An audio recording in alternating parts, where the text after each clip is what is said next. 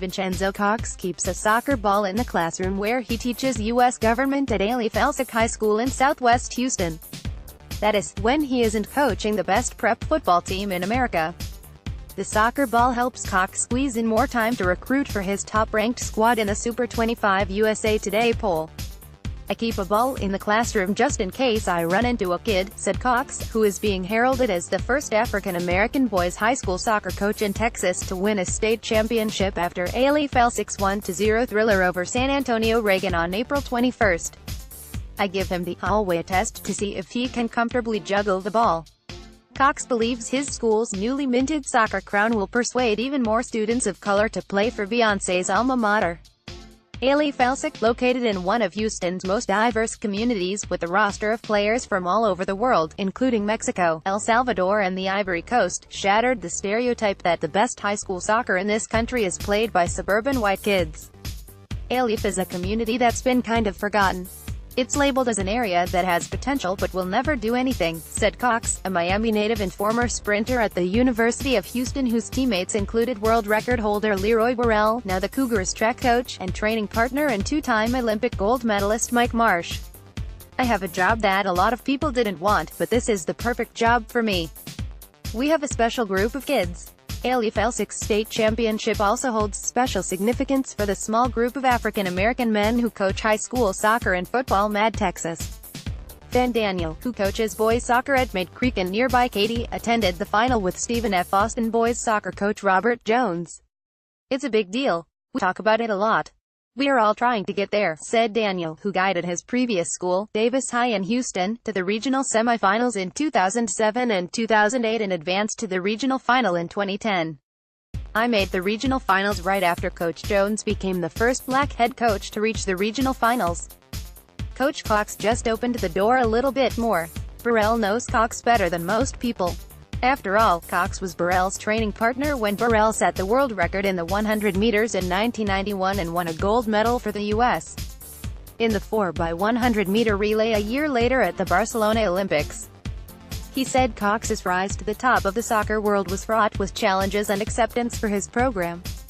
"Vincenzo will tell you he wasn't necessarily welcomed into the Houston soccer community. It was dominated, especially in this area, by predominantly suburban school districts.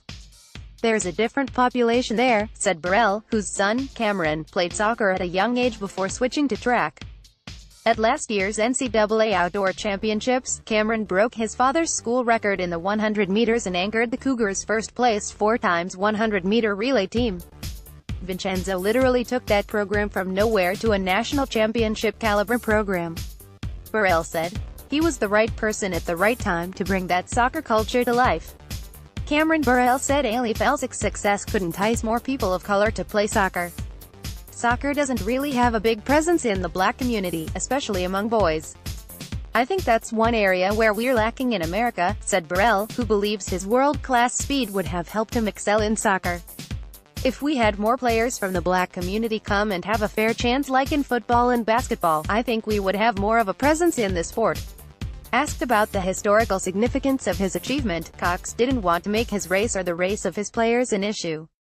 "I really don't know the significance," Cox said. "I just focus on the kids. Maybe it will sink in later," said Daniel. "Vincenzo is a humble guy. Kids don't really see black coaches. This opens the door for them to say, 'I can do this.' This could bring more youth to the game to become coaches. They should study the career path of Cox, 45, who made a successful transition from track athlete to soccer coach.